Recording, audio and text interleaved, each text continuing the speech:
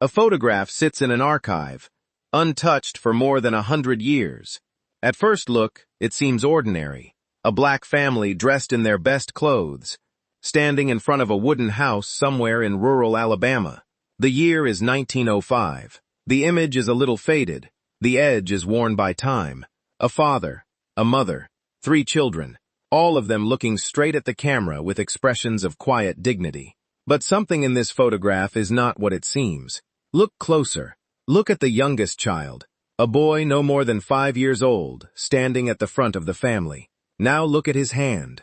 He is holding something small, something made of metal.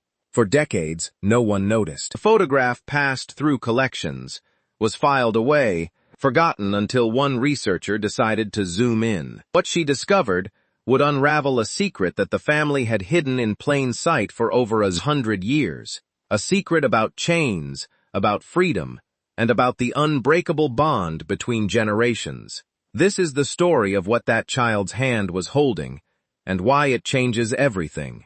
If you love stories that reveal the hidden truths of history, subscribe to this channel and hit the like button. You won't want to miss what comes next. The humidity inside the Alabama State Archives was heavy, even with the old air conditioning unit rattling in the corner. Dr. Ruth, a historian who studies post-Reconstruction African-American communities, wiped the sweat from her forehead and turned another page of the old catalog. She had spent 3 weeks buried in boxes of unclaimed photographs, images given by estates, churches, and historical societies over the past century. Most were unlabeled, many were damaged. All of them were waiting to have their stories told. It was slow work, photograph after photograph of unnamed faces, unknown places, pieces of lives that had slipped through the cracks of recorded history. And then she found it. The photograph was mounted on thick cardboard, the kind used by professional studios in the early 20th century. The image itself was remarkably well preserved. A family of 5 posed in front of a simple but well-kept wooden house. The father stood tall on the left, his hand resting on his wife's shoulder. She sat in a chair, her posture elegant despite the plain surroundings. Behind them, 2 older children, a teenage girl and a boy of perhaps 12, stood with their hands clasped in front of them. But it was the youngest child who caught Ruth's attention. A boy, small and serious-faced, stood at the front of the group. His clothes were clean and pressed, a tiny bow tie fastened at his collar. He looked directly at the camera, with eyes that seemed far older than his years. Ruth leaned closer. There was something in his right hand.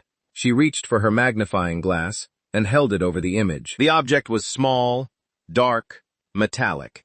It could have been a toy. It could have been anything, but something about the way the child held it deliberately, almost ceremonially, made Ruth's heart beat faster.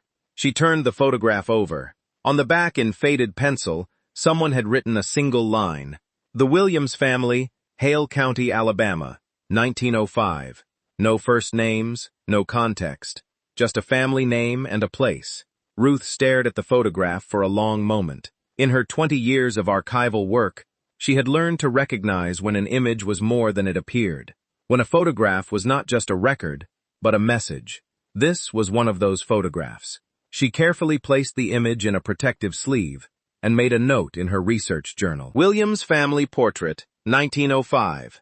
Child holding unidentified object requires further investigation. She had no idea that this single photograph would consume the next 2 years of her life, or that the answer to its mystery would reach back through generations of pain, resilience, and a secret passed from parent to child in silence.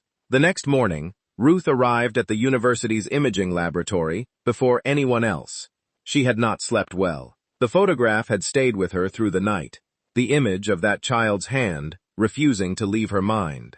Dr. Samuel, the lab's director and an expert in photographic restoration, met her with his usual doubt. He had seen too many historians convinced they had found something special, only to discover that the mysterious object was a button or a piece of lint.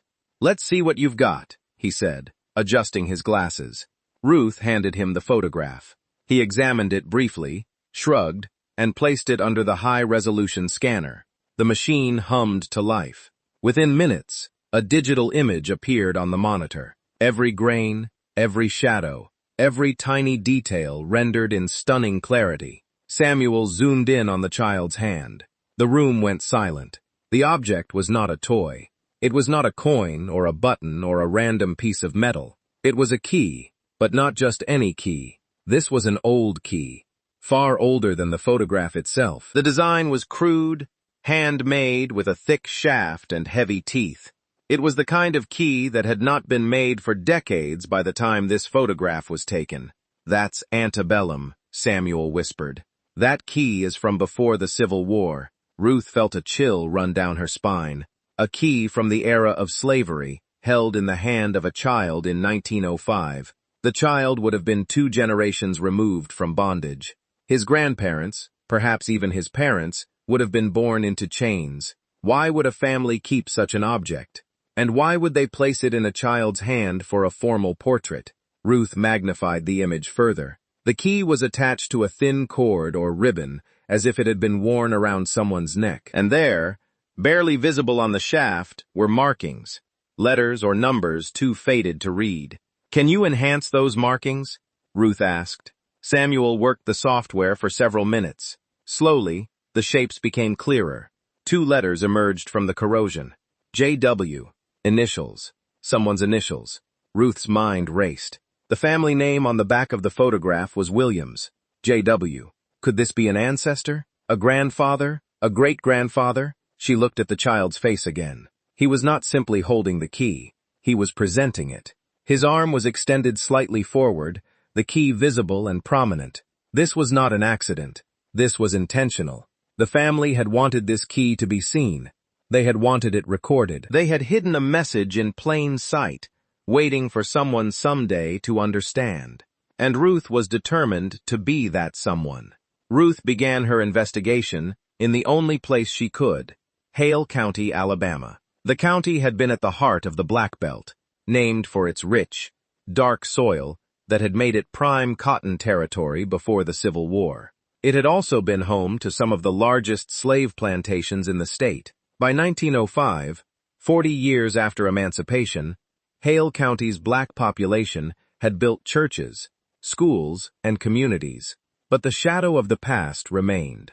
Many families still lived on the same land where their ancestors had been enslaved now as sharecroppers or tenant farmers. Ruth drove through the county on a gray November afternoon.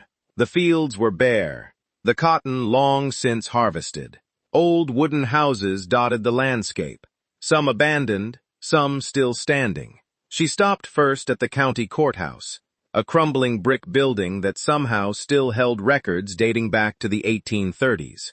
The clerk, an elderly woman named Della, looked at Ruth with suspicion when she asked about the Williams family. "Williams is a common name around here," Della said.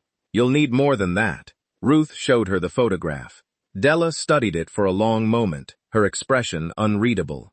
"That house?" she said finally. "I know that house, or what's left of it. It's out on the old Thornton plantation property about 8 miles east."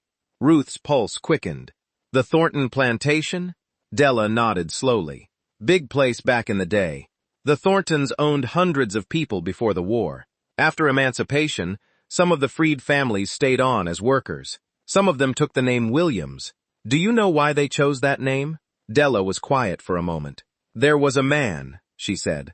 "My grandmother used to talk about him. They called him Joseph. Joseph Williams. He was the first in his family to be free. The story goes that he walked off the Thornton plantation the day the Union soldiers came and never looked back. Joseph Williams. J.W. Ruth felt the pieces beginning to connect. The initials on the key, the family name, the location. "Is there anyone still alive who might remember the family?" Ruth asked. Della thought for a moment. "There's a woman lives out past the old church. Name is Miriam. She must be 90 years old by now, but her mind is sharp. Her grandmother was a Williams. She might know something."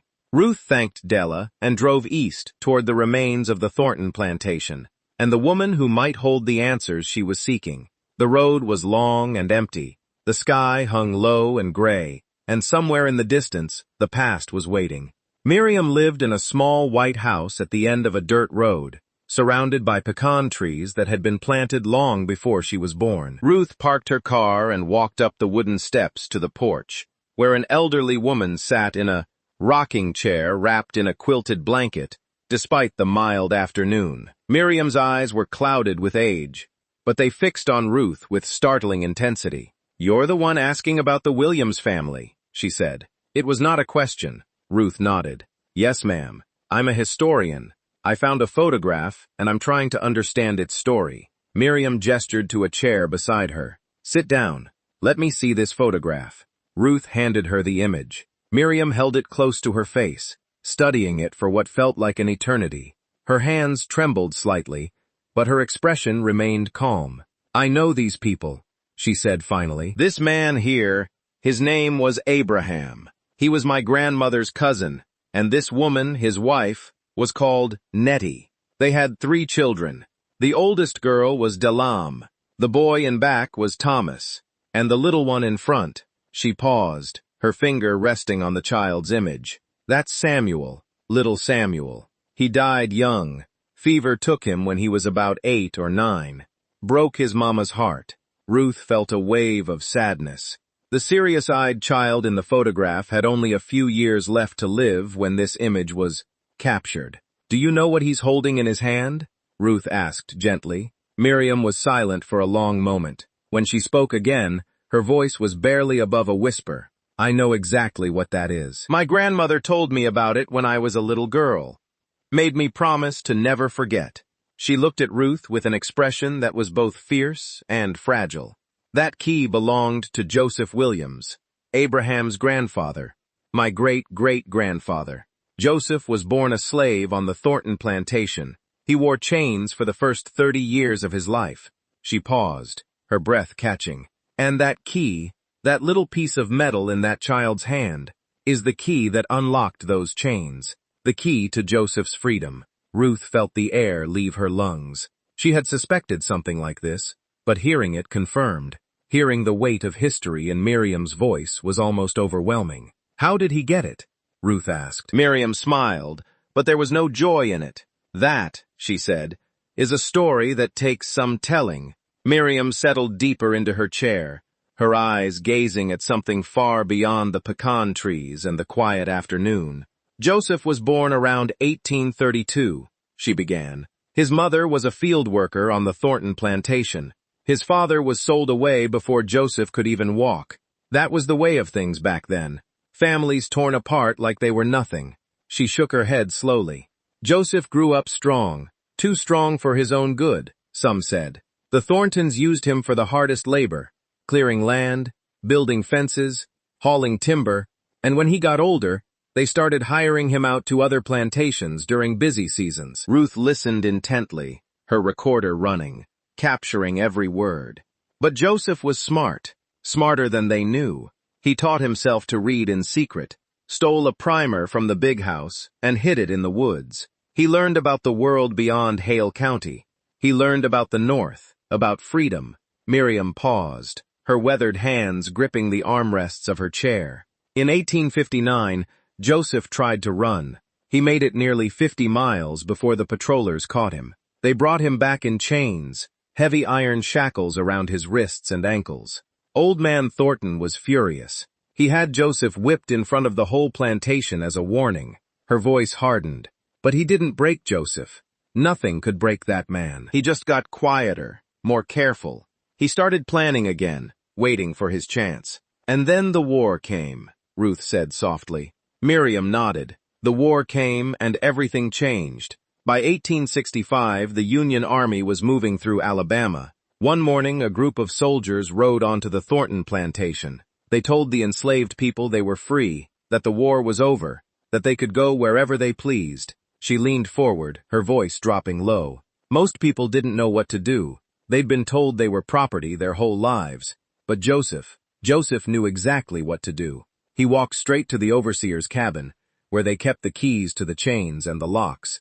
The overseer had already fled. Joseph found the key that had locked his shackles all those years ago. He took it, and he walked off that plantation without looking back." Ruth felt tears prick her eyes. He kept the key. He kept it until the day he died, Miriam confirmed. Said it was the most important thing he owned. Not because of what it was, but because of what it meant. It meant he was a man. It meant his children would never wear chains. It meant the Thorntons didn't own him anymore, and they never would again. After the war, Joseph Williams built a new life. He married a woman named Clara who had been enslaved on a neighboring plantation. Together they claimed a small plot of land in Hale County, 20 acres purchased with money Joseph earned working as a blacksmith. They had 4 children. The eldest, a son named Abraham, was born in 1871. The first generation of the Williams family born into freedom. Miriam's voice softened as she continued the story. Joseph never let his children forget where they came from. Every Sunday after church, he would gather them together and tell them the stories. The stories of his mother sold away when he was young. The stories of the fields, the whips, the chains, and the story of the day he walked free. She gestured toward the photograph still in her lap, and he showed them the key. He told them it was their inheritance, more valuable than any land or money. It was proof that their family had survived, that they had endured, that they had earned their freedom through suffering and strength. Ruth understood now why the family had placed the key in the child's hand for the portrait. They wanted to record it, she said. They wanted future generations to see. Miriam nodded. Photography was expensive back then. A family portrait was a rare thing, something you might do once in a lifetime. Abraham and Nettie saved for months to have that picture taken, and when the day came, they made sure little Samuel was holding the key. But why Samuel? Why the youngest? Miriam smiled sadly. Because Samuel was the future. He was the 3rd generation born free. By putting the key in his hand, they were saying, "This is yours now. This history, this memory, this freedom, it belongs to you and to everyone who comes after you." Ruth looked at the photograph with new eyes. The formal poses, the dignified expressions, the child's extended hand. It was all deliberate. Every element of the image had been carefully arranged to preserve and transmit a message across time. What happened to the key after Samuel died? Ruth asked. Miriam's expression grew somber. It passed to his brother Thomas, and then to Thomas's daughter, and then to her son. It was kept in a wooden box, wrapped in cloth, hidden away where no one outside the family would ever find it. She paused. The key is still in the family. I know exactly where it is. Ruth could hardly believe what she was hearing. The key still exists. Miriam nodded slowly. It's been passed down for 5 generations. It's in a house not far from here. Belongs to my nephew, George. He's the keeper now. Ruth's mind raced with possibilities. If the key still existed, if it could be examined and documented, it would be an extraordinary piece of evidence, a direct physical link to the era of slavery and emancipation. Would George be willing to speak with me? Ruth asked. Miriam studied her for a long moment, as if weighing something important. George is a private man. He doesn't trust easily. The family has always kept this story to ourselves. We learned a long time ago that the world doesn't always want to hear what we have to say. Ruth understood. The history of black families in America was filled with stories that had been ignored, dismissed, or stolen. Trust was not given freely. I don't want to take anything from your family, Ruth said carefully. I only want to help tell the story. If you want it told, the decision is yours. Miriam rocked slowly in her chair, thinking. The afternoon light was fading, casting long shadows across the porch. Finally she spoke. Come back tomorrow. I'll talk to George. If he agrees, I'll take you to see the key. Ruth thanked her and drove back to her motel as the sun set over the empty fields. She spent the night unable to sleep, her mind replaying everything Miriam had told her. The plantation, the chains, Joseph's walk to freedom, the key passed down through generations like a sacred relic, and the photograph, the beautiful, deliberate photograph that had preserved the secret for over a century. The next morning, Ruth returned to Miriam's house. The old woman was waiting on the porch, dressed in her Sunday clothes. George agreed, she said, but he has conditions. He wants to meet you first. He wants to know what kind of person you are before he shows you anything. Ruth nodded. I understand. They drove together down a series of winding back roads until they reached a modest brick house, surrounded by farmland. A tall man in his 60s stood on the front porch, his arms crossed, his expression guarded. This was George, the current keeper of Joseph Williams' key. George did not smile when Ruth approached. He shook her hand firmly but said nothing, his eyes assessing her with careful scrutiny. "Aunt Miriam says you're a historian," he said finally. "Says you found a picture of our family." Ruth showed him the photograph. George studied it for a long moment, his expression unreadable. "I've seen this picture before," he said. "There's a copy in my mother's old Bible, but I never knew there was another one out there." He handed the photograph back and looked at Ruth directly. "What exactly do you want?" Ruth chose her words carefully. "I want to understand the story behind this photograph. Your aunt told me about Joseph Williams, about the key. I believe this image is significant. I believe it deserves to be seen and understood." George was silent for a long moment. Then he turned and walked into the house without a word. Ruth looked at Miriam, uncertain. The old woman simply nodded and gestured for her to follow. The interior of the house was modest but immaculately clean. Family photographs lined the walls, and generations of faces spanning more than a century. George led them to a small room at the back of the house that appeared to be a study. He opened a closet and pulled out a wooden box, old and worn, but carefully maintained. He set it on the desk and opened the lid. Inside, wrapped in faded cloth, was the key. Ruth's breath caught in her throat. It was exactly as it appeared in the photograph, heavy, crude, handmade. The iron was dark with age, but the teeth were still clearly defined, and there on the shaft, barely visible, but unmistakable, were the initials J.W. "This is it," George said quietly. "This is the key that unlocked my great-great-great-grandfather's chains. It's been in our family for 160 years. Ruth felt tears streaming down her face. She made no move to wipe them away. "May I photograph it?" she asked. George nodded slowly. "Photograph it. Document it. Tell the story if you want, but the key stays with us. It will never leave this family." Ruth agreed without hesitation. She spent the next hour carefully photographing the key from every angle, documenting its dimensions, its markings, its weight in George's hands. When she finished, George wrapped the key again and returned it to its box. "My mother used to say that this key is worth more than anything money can buy," he said, "because it's proof. Proof that we were here. Proof that we survived. Proof that no matter what they did to us, they couldn't destroy us." Over the following months, Ruth worked tirelessly to verify and document the story. She found records of the Thornton plantation in county archives, inventories that listed enslaved people by first name only, including a Joseph, valued at $800 in 1855. She found Union Army records documenting the liberation of enslaved people in Hale County in 1865. She found land deeds showing Joseph Williams' purchase of 20 acres in 1869. Every piece of evidence confirmed what Miriam had told her, but the most powerful confirmation came from the key itself. Ruth brought a metallurgist to examine it, a specialist in antebellum ironwork. He confirmed that the key was consistent with locks and shackles manufactured in the 1840s and 1850s. The craftsmanship was crude, the metal composition typical of southern ironworks of the period. It was authentic. The key was real. Ruth also discovered something else. In the archives of a local church, she found a handwritten account by a minister who had known Joseph Williams in the 1880s.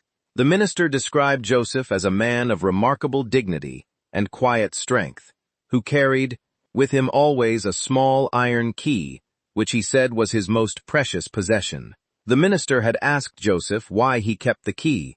Joseph's answer was recorded in the minister's journal. "Because my children must never forget. They must never forget what we endured. They must never forget what it cost. And they must never forget that we are free." Ruth sat alone in the archive reading those words again and again. Joseph Williams had wanted his story to be remembered. He had placed the key in his great-grandson's hand, specifically, so that someday someone would see it and ask questions. And now, more than a century later, Those questions had finally been asked and answered. Ruth knew what she had to do.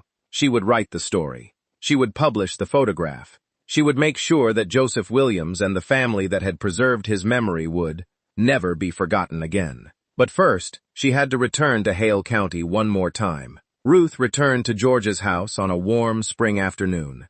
The pecan trees were blooming, and the air smelled of fresh earth and new growth. This time, she was not alone. She had arranged for George and Miriam to meet with representatives from the Smithsonian's National Museum of African American History and Culture. The museum wanted to include the Williams family story in an upcoming exhibition on post-emancipation life. George had agreed to loan the original photograph, but not the key. The key would remain with the family, as it always had. Instead, the museum would display a detailed replica alongside the photograph and the documented history of Joseph Williams. The meeting was emotional. George spoke about his mother, who had told him the story of the key when he was a boy. Miriam spoke about her grandmother, who had been a child when Joseph Williams died in 1902. Each generation had kept the story alive, passing it down like a flame that could never be extinguished. When the museum representatives left, Ruth stayed behind. She sat with George and Miriam on the front porch as the sun began to set. "Thank you," she said, "for trusting me, for sharing your family's story." George looked at the photograph in his hands, the image of Abraham and Nettie, of Delamay and Thomas, and of little Samuel holding the key. "My ancestors put that key in Samuel's hand for a reason," he said. "They wanted someone to see it. They wanted the world to know that we were here, that we mattered, that we survived." He looked at Ruth with an expression she had never seen before, something between pride and sorrow and hope. "It took 118 years, he said. "But someone finally saw it. Someone finally understood." Ruth nodded, unable to speak. Miriam reached over and took her hand. "Joseph would have been proud," the old woman said. "He always believed that the truth would come out eventually. He just had to wait for the right person to find it." As Ruth drove away from Hale County that evening, she thought about the photograph and everything it represented. A family, a key, a secret hidden in plain sight, and a man named Joseph Williams, who had walked out of bondage with nothing but his freedom and a small piece of iron, and who had made sure that his story would never be forgotten. The photograph now had a voice, and it was speaking across the generations.